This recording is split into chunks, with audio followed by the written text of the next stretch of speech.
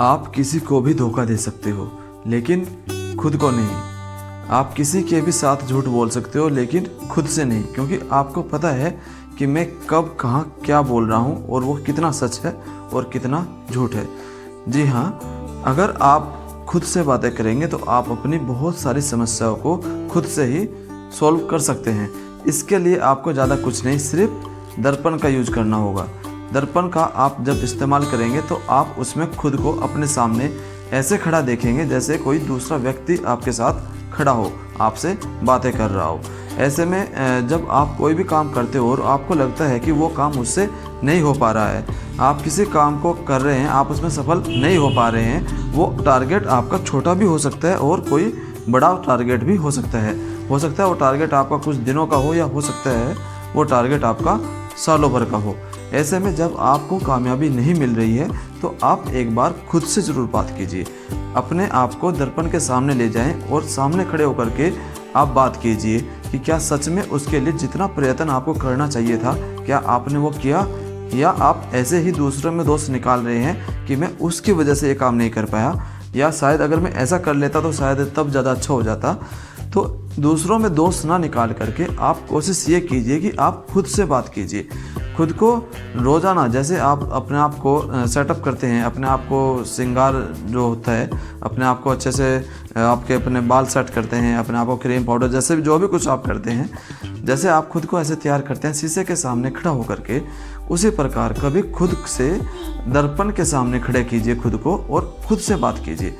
खुद से सवाल पूछिए कि क्या इस काम के लिए जितनी मेहनत करनी चाहिए थी, क्या मैंने सच में उतनी मेहनत की है। आप किसी दूसरे व्यक्ति को तो झूठ बोल सकते हैं लेकिन शायद आप खुद से झूठ ना बोल पाएँ।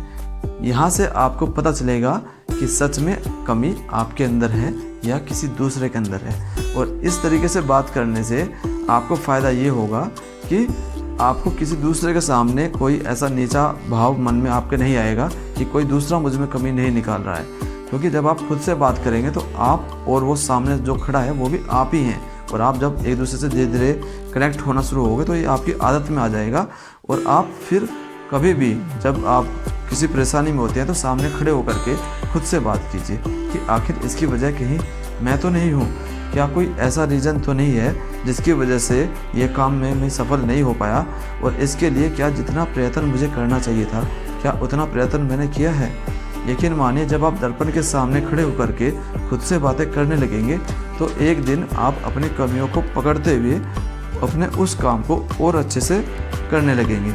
जब भी आप दर्पण के सामने जाएं तो ऐसा सोचें कि जो सामने खड़ा है वो मेरा एक दोस्त है जिससे मैं खुल के अपनी सारी बातें कर सकता हूँ। आपको लगेगा कुछ ऐसे जैसे मेरे सामने अब मैं दर्पण में देख रहा हूँ तो मेरे सामने जैसे ये खड़े हो गए और आपको लगेगा कि जैसे ये और कोई नहीं वो मैं ही हूँ। तो ऐसे जब आमने सामने हम बात करेंगे तो हमें लगेगा कि जो भी मैं अब इनसे पूछूंगा, जो आपको मेरे सामने दिखाई दे रहे हैं इनके खुद मैं, जो भी मैं इनसे पूछूंगा तो शायद उस तरफ से गलत जवाब ना मिले, क्योंकि उधर कोई और नहीं वो मैं ही हूँ और मैं खुद से ऐसे बात कर रहा हूँ जैसे किसी दूसरे व्यक्ति से बात कर रहा हूँ।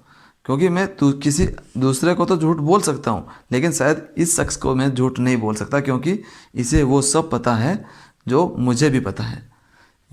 अगर आप रेगुलर इस तरीके से बात करेंगे खुद से तो शायद आप अपनी बहुत सारी समस्याओं को खुद ही सॉल्व कर पाएँ। इसके लिए आपको किसी दूसरे व्यक्ति से कुछ पूछने की ज़रूरत नहीं पड़ेगी, और क्योंकि आपको आपसे बेहतर कोई और नहीं जानता।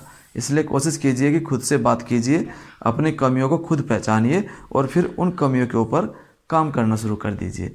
यकीन मानिए आप 100% अपने अंदर इम्प्रूवमेंट ला सकते हैं और आपको कोई और नहीं, आप खुद से ही खुद को गाइड करते हुए आगे बढ़ सकते हैं। फिर आपका चाहे वो कोई बिजनेस हो, चाहे आप स्टूडेंट्स हो, तो आप खुद से जब बात करेंगे तो आपकी बहुत सारी प्रॉब्लम्स धीरे धीरे चेंज हो जाएगी। तो मैं उम्मीद करता हूं कि आप दर्पण का एक सही इस्तेमाल कुछ इस तरीके से भी कर सकते हैं जो आपके लिए यूजफुल हो सकता है। अगर आपको अच्छी लगी हो ये जानकारी तो इसको दूसरों के साथ भी शेयर ज़रूर कीजिएगा और चैनल को सब्सक्राइब ज़रूर कीजिएगा। Thank you very much.